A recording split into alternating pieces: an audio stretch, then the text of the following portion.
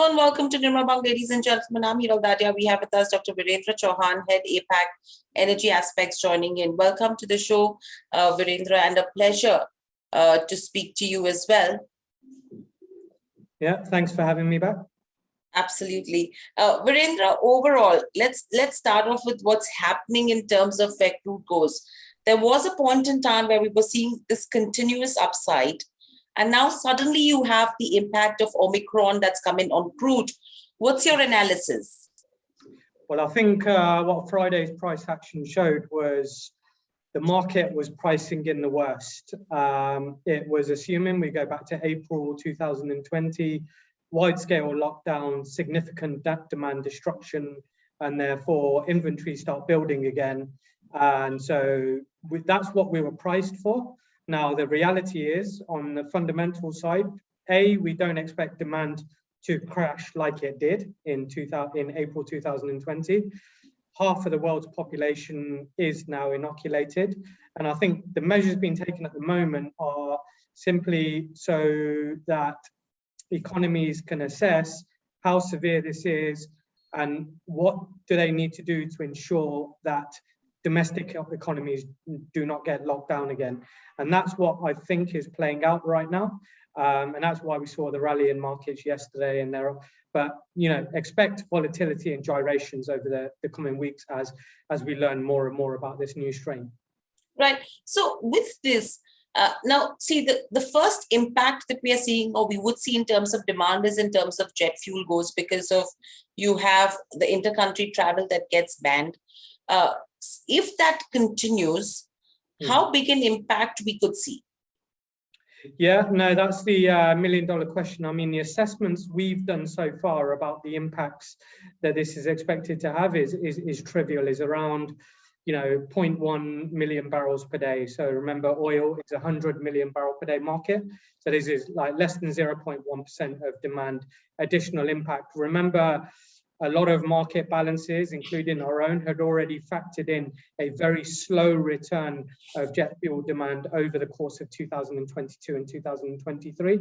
Now, what this variant does is potentially, depending on its severity, push that back by 3 to 6 months.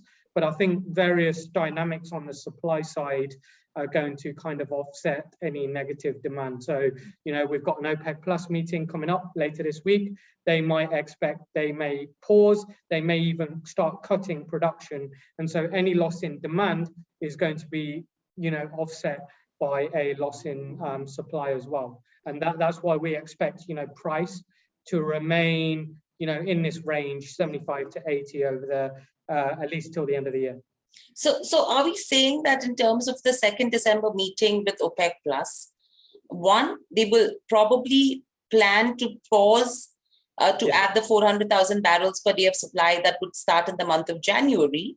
Yeah, that could be one. Or do you think there is a possibility that they could start taking output cuts as well? Because $70 a barrel is not something that OPEC Plus is actually going to be happy with as well. Well, I think for OPEC Plus, the questions that they're asking is, there's also the inflation. So you've already saw, the ironic move by the US to release SPR along with India and a few other consumer nations. And actually, what happened when they released that SPR was prices actually went up.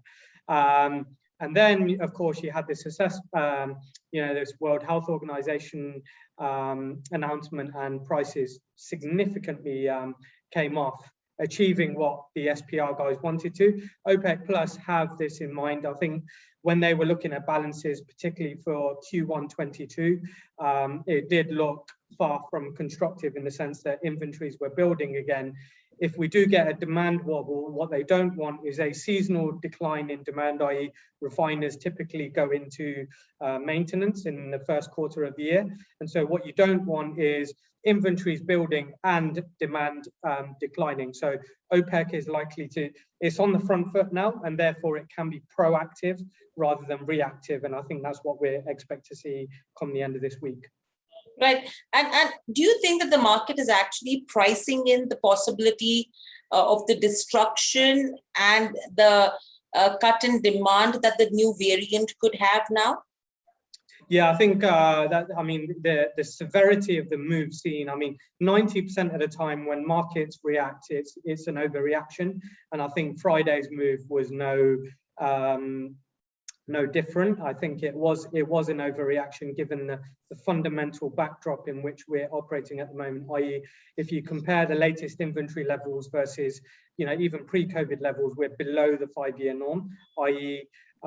You know, things are looking tight. Curves were in steep backwardation, and even after this correction, we've moved into, you know, we're still in backwardation, you know, 6 to 12 months out. And so what the prompt end of the curve is telling us is, you know, we're still in a healthy backdrop as far as commodity markets are concerned.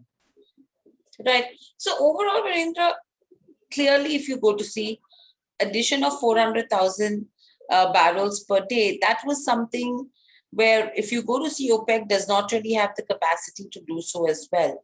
And this will be a great opportunity for them to sit back and say, yes, this is not the addition that we want to do, because clearly there was an expectation that probably 2022 would be undersupplied. Yeah, well, it depends what numbers you're using and whether you're looking at crude balances or liquids balances. But if you look at the consensus balances, that's the IEA, EIA, and OPEC, and that's what a lot of people look at to make decisions on, you know, price, spreads, trading decisions, strategies, etc. Things were looking like we're going to be in oversupply, at least in the first quarter of next year. And then, of course, the market's also scratching its head about when Iran could potentially come back, and then the volumes that Iran is going to come back with, and then making an assessment on spare capacity. But I think you're right, the spare capacity question is a very good one. A lot of our clients, a lot of people in the market, particularly the generalists, assume that, you know, OPEC at the flick of the switch can go back to pre-COVID levels of supply. Now, the analysis that we've done, you know, the deep dives in kind of those West African countries such as Angola, Nigeria, also Algeria, and also the core GCC members. You know, when you look at some of the numbers from Kuwait, even Saudi Arabia, you know, these countries are not natural decline agnostic, i.e., you know, we could see a lot of supply losses from there as well. And in an environment where, you know, you've got this broader backdrop of we're transitioning away from energy and therefore demand is declining, nobody's investing, don't expect that spare capacity to be there. Enough has not been done to kind of regulate demand. Demand continues to go up, just as India shows.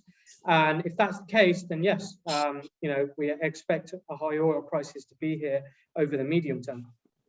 Right. And what's the kind of impact we could have on the back of the US reserve release? Yeah, I mean, you've already seen the impact that the announcements that were made the middle to the back end of last year. They were very, very muted. And I think one thing that gets missed about this SPR, it's not you draw down SPR and then you forget about it. The lion's share of this SPR actually has to be refilled. So all that you're doing is kind of borrowing supply from the future. And so ultimately, especially for countries where kind of demand is continuing to increase, so I'm talking India, I'm talking China, all of these countries will be expected to refill that SPR that's released, and therefore ultimately that's additional demand in the future. Right. So overall, you know, we've seen that $90 per barrel as a recent high in terms of crude. Do you think we could see those levels back again, say in mid or towards the second half of 2022? Is that a possibility? I think if Iran doesn't come back in the way that the market has expected, so we expect a fast ramp up in Iranian supply and it to go to pre-sanctions level within 6 to 9 months, then absolutely, I think we could kind of break through that 85, 86, which was the peak for this year. By the kind of August or September is the point where you start seeing critically low levels of spare capacity. If Iran doesn't come back, if supplies start dwindling in other parts of the world, then absolutely, I think we could break through that range that we've seen this year, or the high end of the range. Right. So, Virendra, very lastly, from here on, what are the key aspects that one needs to watch out for, you know, in terms of the way crude behaves? Yeah, so I mean, demand side, of course, it's global international travel. So I mean, I think globally we're still 15 to 20% below pre-COVID levels on jet demand or flights taken. So that's number one. The second one is the supply side dynamics as far as OPEC and in particular Iran is concerned. Now, if the latter disappoints, then that's clearly very, very constructive. So then it's a question of how much does Iran disappoint by versus how much demand do we lose. Now, our view is that we don't expect a full-scale return to 2020 style lockdowns. We could see a kind of delay in that transition from pandemic phase to endemic phase. But they're the two things that we're watching out for. Right. And lastly, with the electric entire saga that's being played out right now, with that, a lot of conversations that I've been hearing with regards to where hydrogen power goes as well in the future. Taking a combination of these two, do you think it could be a major impact? I know this is going to be like another 5-10 years down the line, but from a longer term perspective, do you think that's something where the demand for crude will go down and simultaneously it could have a major bearing in terms of where pricing goes? Yeah, I mean, it depends on your timescales. And I think, India's action at COP26 was very, very instructive. Yes, the rate of demand growth may slow down, but in terms of do we expect to see outright demands in declines in oil demand for the foreseeable future? Absolutely not. We don't see that until 2032. And the reason why the Indian government went out and said that they would aim to achieve net zero by 2070 is very, very indicative of that. So, yes, electric vehicles will make an impact. Yes, solar, wind, or other renewable sources, as well as nuclear, will kind of impact the rate of oil demand growth. But do we expect that to happen today, tomorrow, or even in the next 5 years' time? Absolutely not. Absolutely. I mean, that's a long-term perspective that we need to watch. Thank you, Virendra, so much for joining us on the show. Always a pleasure to get insights from you. Thank you. Stay safe and speak to you soon again. Thank you. Subscribe to our YouTube channel for in-depth interviews of India Inc. and press the bell icon so that you do not miss our updates.